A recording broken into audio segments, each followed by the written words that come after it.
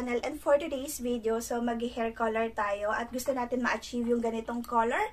Mag-insert ako ng picture na before, ganyan yung hair color natin, and super red at sobrang tingkad niyan. Syempre, depende na rin sa indoor and outdoor since may lighting tayo. So ngayon, we're using Bremond. Dalawa dahil medyo mahabang hair ko, pero manipis lang. And then, yung oxidizer natin is yung volume 9. So, depende rin yan sa mga volume kung gusto nyo ng super tingkad, ganyan. So, 9 yung gagamitin natin.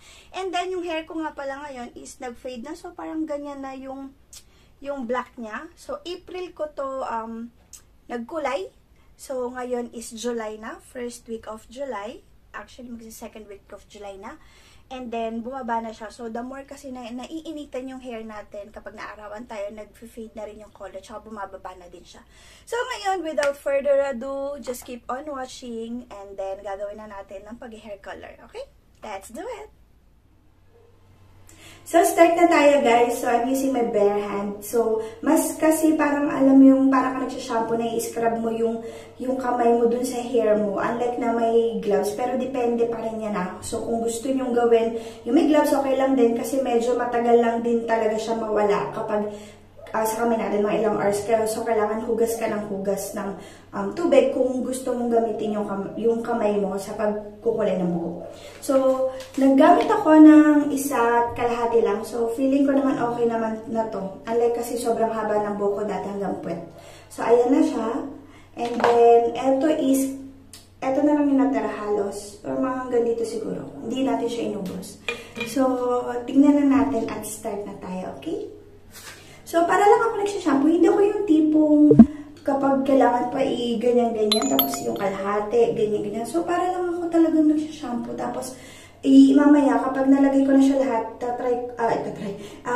unti-unti ko siya susuklayan para hindi siya super tigas. And then, i-clip ko na siya mamaya. Okay?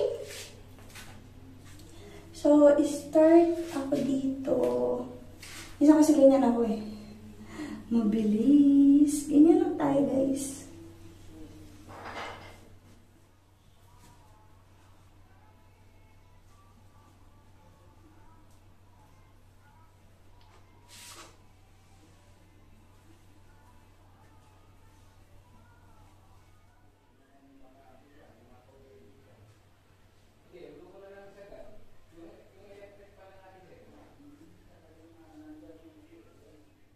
And eto na nga guys. So, tapos na tayo magkulay ng buhok.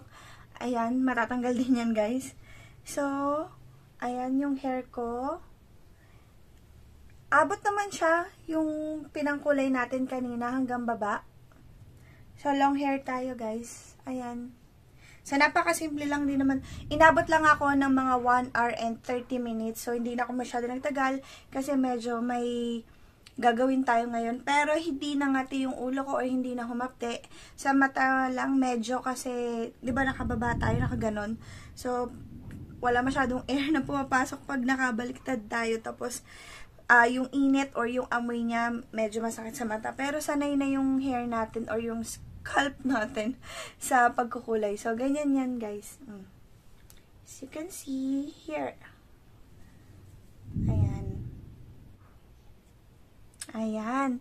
So, ayun nga guys. So, sa lahat ng mga hindi pa nakasubscribe, please do like and subscribe para ma-notify kayo sa mga upcoming videos natin. And maraming salamat sa mga nanood ng ating videos for today. So, God bless us greatly.